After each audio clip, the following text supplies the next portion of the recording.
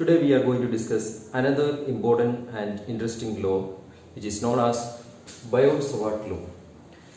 And we already learned that in 1820 Hans Christian Ørsted discovered that when an electric current flowing through a conductor, it produces a magnetic field around it.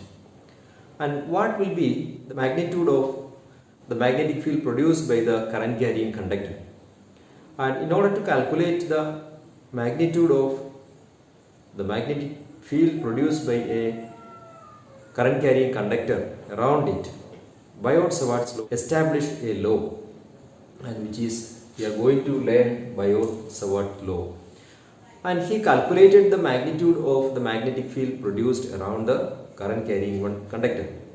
And in order to calculate this, and we need to divide this wire into small pieces, and each piece will produce a magnetic field around it. And we know that magnetic field is a vector quantity, and to get the resultant magnetic field produced around the conductor of length L, so we need to add them all together. Vector addition of the small magnetic field produced by each piece of wire produce the magnetic field around it. So let us see how we can calculate this. And here a wire we have taken whose length is L, and an electric current I is flowing through the conductor, and here we take a small element of the wire dl, and when this dl is the length of element of the wire is multiplied with the electric current flowing through the circuit I, then we will get a small current element here, that is IDL is the current element. So the current DL or the current element IDL is a vector quantity, and whose direction is always along the direction of the electric current flowing through the wire. That means then the direction of the current element IDL is always along the direction of the electric current flowing through the circuit. And if we take a point on center of the DL at a distance P, if we draw a vector R from the center of this DL to the point P, then we will get a position vector R here. And this small current element or small piece of wire will produce an electric field dB along the direction. And so in order to get the total magnetic field produced by the wire, then we can apply this Biot-Savart law here. And how this Biot-Savart law says or calculated the magnitude of the magnetic field produced by the small current element. Let us see. As per the Biot-Savart law, the magnetic field produced by this small current element is directly proportional to the electric current flowing through the wire. So we may say that dB is directly proportional to I.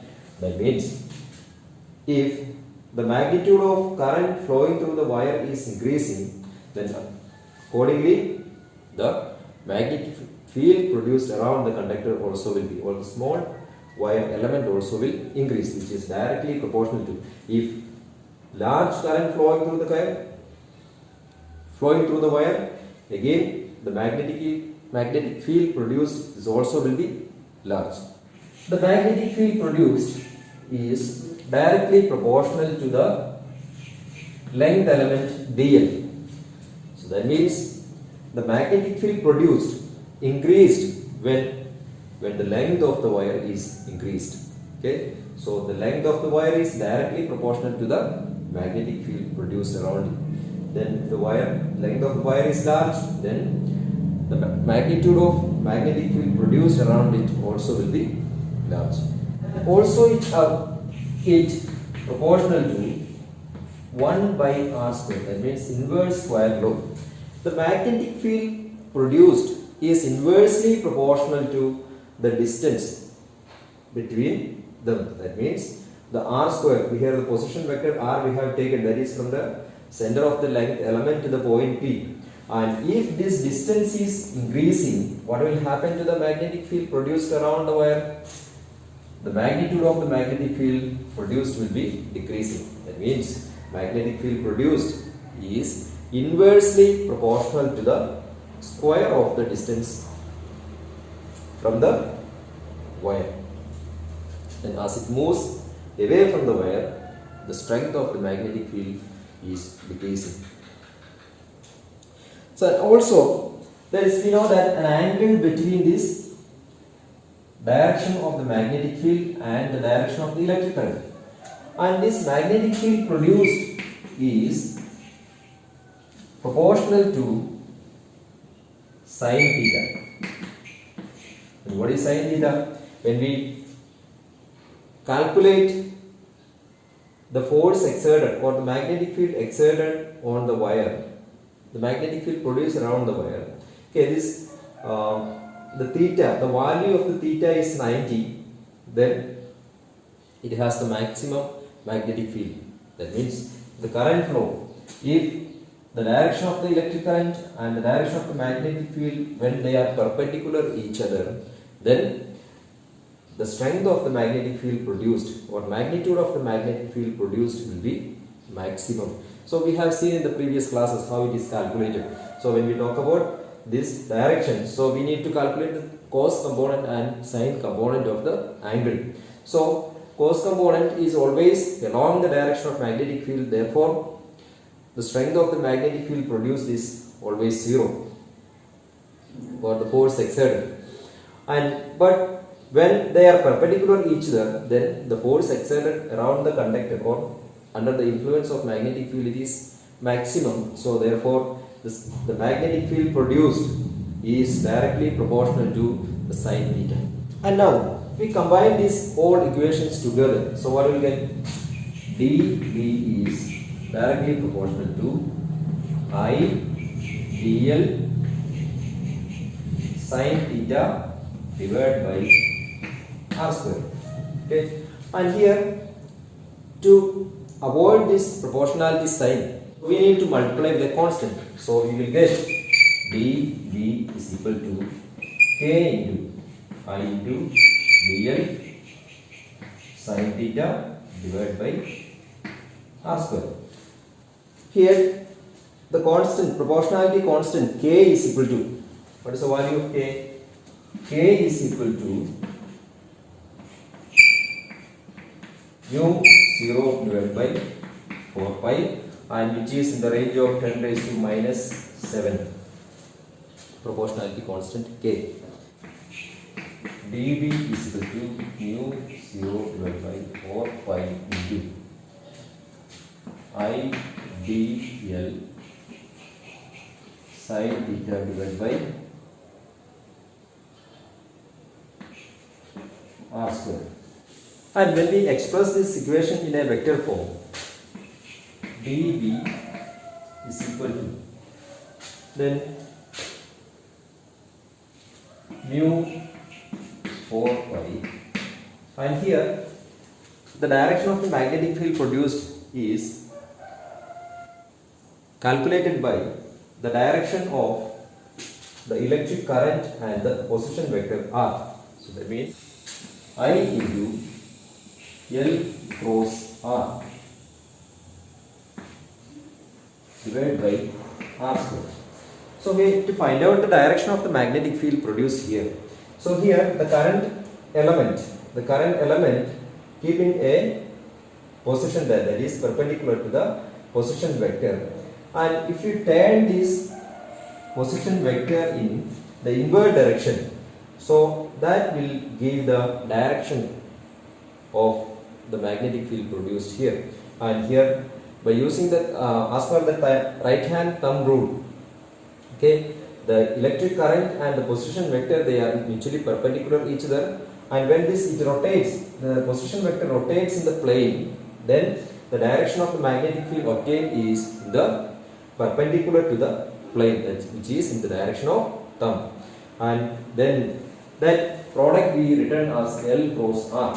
So that can be here the unit vector r, position vector r, then mu 0 4 pi I into, and L cross r, what will give it? The r unit vector r can be written as r divided by modulus of r. So modulus of r is equal to r only. Okay, it's magnitude only. Therefore, and this equation can be rewrite as L cross r divided by r cube. So this is the magnitude of the magnetic field produced around the, and here the direction of the magnetic field produced will be mutually perpendicular to the plane in which the electric current and the position vector are, they are present. So that can be explained by using the right hand thumb rule.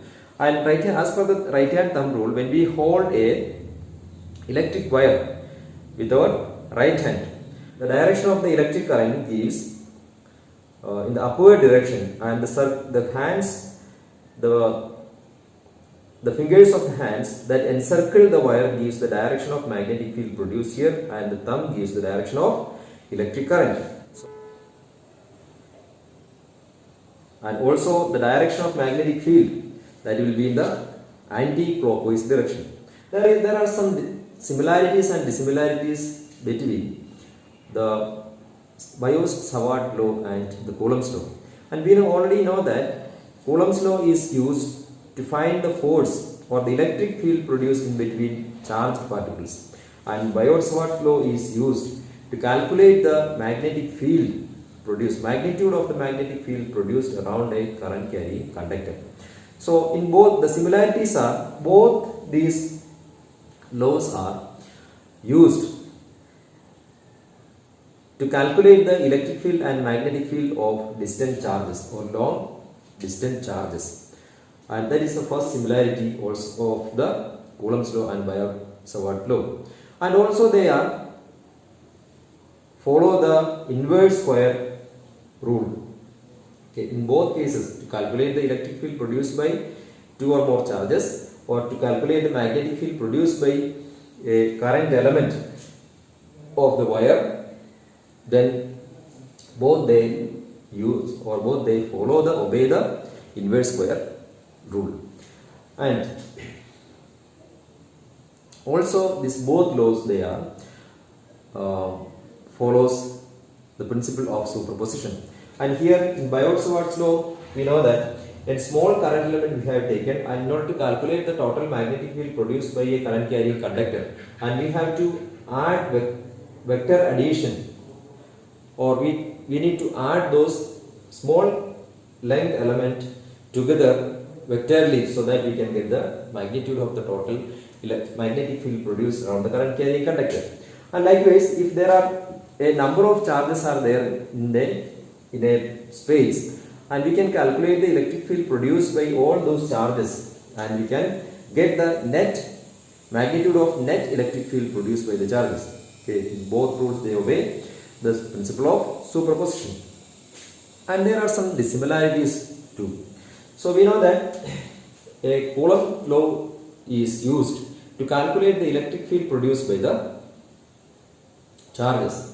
So Coulomb's law, this always obeys, a charge is placed, and again this is separated by a distance r. Okay, and this magnitude of the electric field produced by the Coulomb's law is independent of the angle theta, and whichever angle it is, whichever angle the charges are present, and it does not affect the magnitude of electric field produced by those charges. But when we talk about this Biot-Savart's law, this angle plays an important role. As the angle changes, the strength of the magnetic field also can be changed.